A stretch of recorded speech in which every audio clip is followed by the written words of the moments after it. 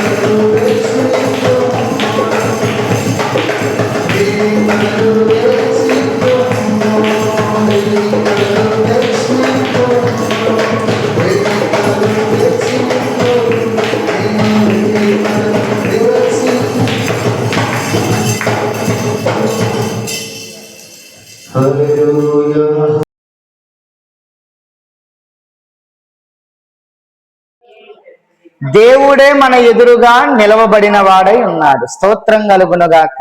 ఆయన మన ఎదురుగా నిలవబడినప్పుడు మనకు అపజయము రాదు, విజయమే కలుగుతాదని నిన్నటి కాల సమయంలో మనము వాక్యాన్ని తెలియజేసుకున్నాం.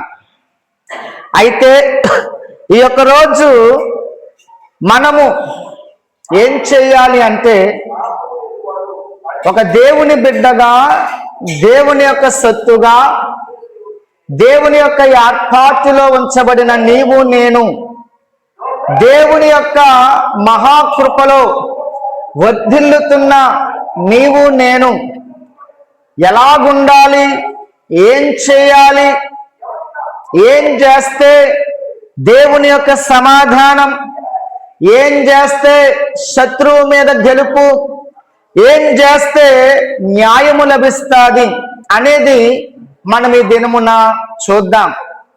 దేవాతి దేవుడు తాను 33.5 సంవత్సరాలు ఈ భూమి మీద మానవుడి వలె జీవించి, ఒక మానవుడు అనుకుంటే దేనినైనను చేయగలడు అని నిరూపించిన వాడు సర్వశక్తుడైన యేసుక్రీస్తు ప్రభువుల వారు. ఈరోజు నేను అంటున్నాను, ఆయన ఈ భూమి మీద ఆయనను వెంబడిస్తున్న ప్రజలకు వాక్యాన్ని బోధిస్తూ ఉండేవాడు. పరలోక రాజ్యము కొరకు అనేకమైన సంగతులు చెబుతూ ఉండేవారు. దేవుడు వాక్యం బోధిస్తూ పరలోక రాజ్యము కొరకు అందరికి కూడా ప్రకటిస్తూ వెళ్తూ ఉండేవాడు. అలాగ వెళ్తున్న సమయంలో ఓ మాట ప్రజలకు తెలియజేస్తూ ఉన్నాడు. ఏమిటంటే, నీవు గెలుపు పొందాలంటే, సమాధానం పొందాలంటే, న్యాయము పొందాలంటే విసుకక నీవు ప్రార్థన చేయాలి. స్తోత్రం కలుగునుగాక. ఏం చేయాలి? విసుకక మనము ప్రార్థన చేయాలి. అయితే దేవాతి దేవుడు ఎన్నో ఉపమానాలు చెప్పాడు, ఎన్నో పరలోక రాజ్యాన్ని ఉద్దేశించిన సంగతులు బైబిల్ లేఖనాలలో మనము చదువుతూ ఉన్నాం. అయితే ఇక్కడికి వచ్చేటప్పుడు అక్కడ అంటున్నాడు కదా, విసుకక నీవేం చేయాలంటే ప్రార్థన చెయ్యాలి. లోకా సువార్త 18వ అధ్యాయం 1వ వచనాన్ని మనం చదువుతాం. వారు విసుకక నిత్యము ప్రార్థన చేయుచుండవలెననుటకు ఆయన వారితో ఈ ఉపమానము చెప్పాను. చాలండి. అయితే ఈ రోజు మనం ఇక్కడ చదివిన వాక్య లేఖనములో లోకా సువార్త 18:1 వచనములో విసుకక ప్రార్థన చెయ్యాలి అని యేసు ప్రభువుల వారు ప్రజలకు చెబుతున్నారు. విసుకక ఎలాగూ ప్రార్థన చేయాలి? అసలు విసకడం అంటే ఏంటి? విసకకుండా ఎలాగూ ప్రార్థన చేయాలి అనేది లోకా సువార్త 18వ అధ్యాయంలో మనకు కనబడుతూ ఉంటాడు. అక్కడ ఒక పేదరాలు కనబడుద్ది మనకు. ఎవరండి?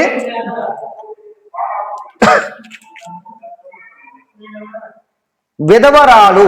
అయితే ఆమె ఆ ప్రాంతంలో పరిస్థితులను బట్టి ఆ ఊరు విడిచిపెట్టి వేరొక ఊరు వెళ్ళిపోయింది.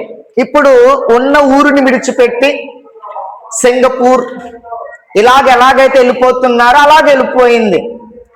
అయితే కొన్ని సంవత్సరాలకి మరలా ఆవిడ ఎప్పుడూ జీవించే ఆ పట్టణములోనికి ఆమె రావడం జరిగింది. వచ్చిన తర్వాత ఆమెకున్నది ఏదైతే ఉందో, అది ఇల్లో పొలమో ఏ విషయమో, ఆమె ఆ ఊరి యొక్క రాజు దగ్గరికి వెళ్ళి నిలవబడిందట. ఈమె ఎవరి దగ్గరికైతే వెళ్ళిందో అతడు దేవునికెందు భయము లేనివాడు, ఏ మనుష్యునికి భయపడలేని వాడట. అంటే వాడికి దేవుడి భయము లేదు, మనుష్యుడి భయము లేదు, ఎవరి భయము లేదట.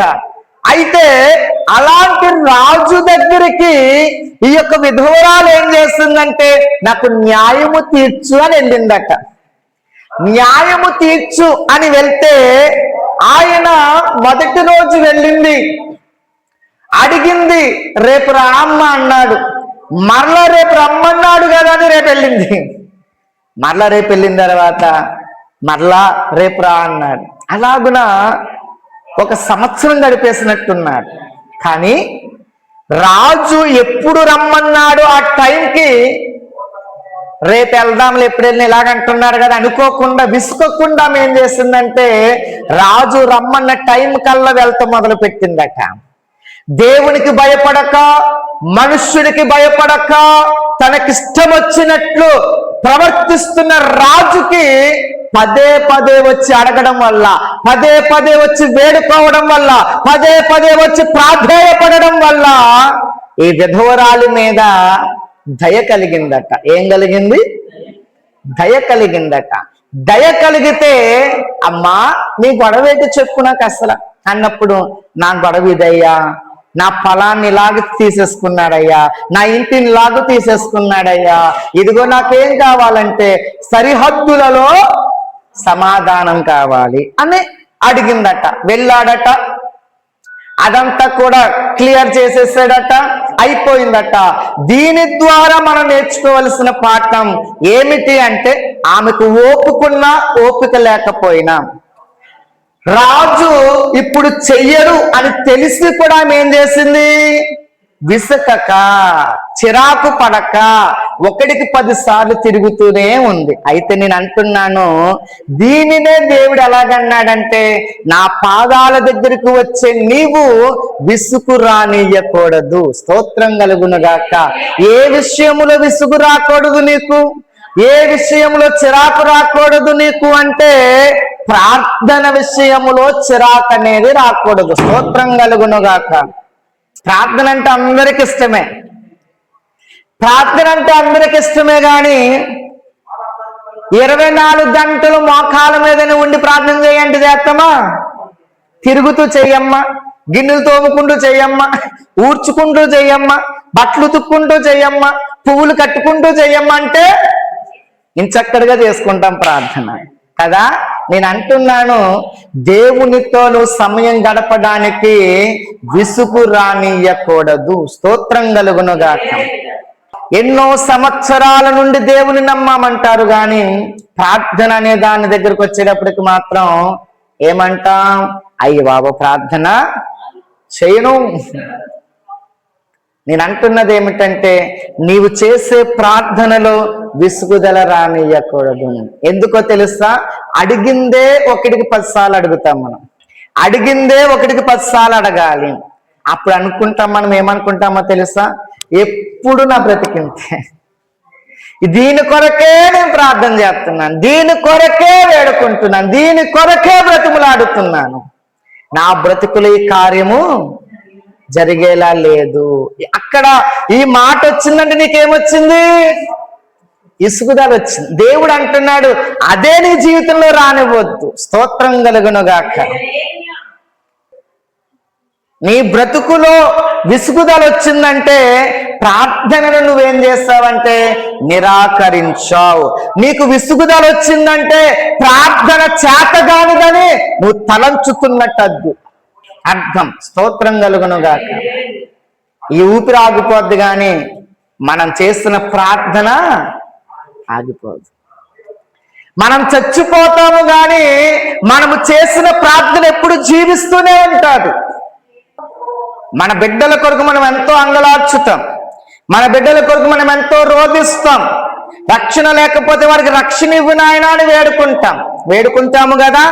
అయితే ప్రార్థించి ప్రార్థించి ప్రార్థించి ప్రభు పిలుపు అందుకుని ప్రభు పిలుపులో మనం వెళ్ళిపోయిన తర్వాత కొన్ని సంవత్సరాలకి వారు మారేరనుకో, ఆ బిడ్డ ఏమని సాక్ష్యం చెప్తాడు?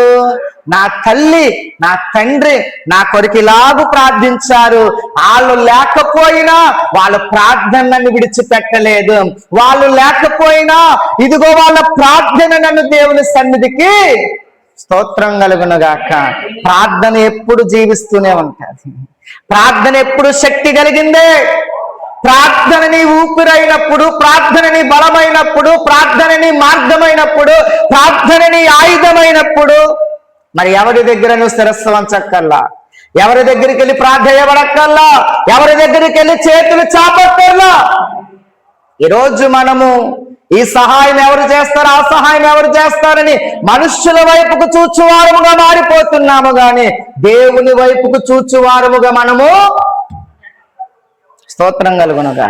నేను అంటున్నాను, ప్రార్థనలో విసుగుదల ఉండకూడదు. ప్రార్థనలో ఎప్పుడైతే విసుగుదల వచ్చిందో దేవుని యొక్క కృపను మనము నన్ను వదిలి వెళ్ళిపో అన్నట్టే. అందుకే నేను అంటున్నాను, ప్రతి ప్రార్థన విలువైనదే, ప్రతి వ్యక్తి ప్రార్థన విలువైనదే. స్తోత్రం కలుగునుగాక. హల్లెలూయా, హల్లెలూయా. ఈరోజు నేను అంటున్నాను, నా దేవుని కృప ఎంతమందికి కావాలో వాళ్ళందరూ విసుకక ప్రార్థన చేయండి. విసుకక నువ్వు ప్రార్థన చేస్తే ఆ విధవరాలి యొక్క జీవితంలో రాజు ఎలాగూ న్యాయం చేశాడో, రాజులకు రాజు ప్రభువులకు ప్రభువును అయిన దేవుడు నీ పక్షముగా న్యాయము జరిగిస్తాడు. స్తోత్రం కలుగునుగాక. హల్లెలూయా. మరొకటి మనం చూస్తే,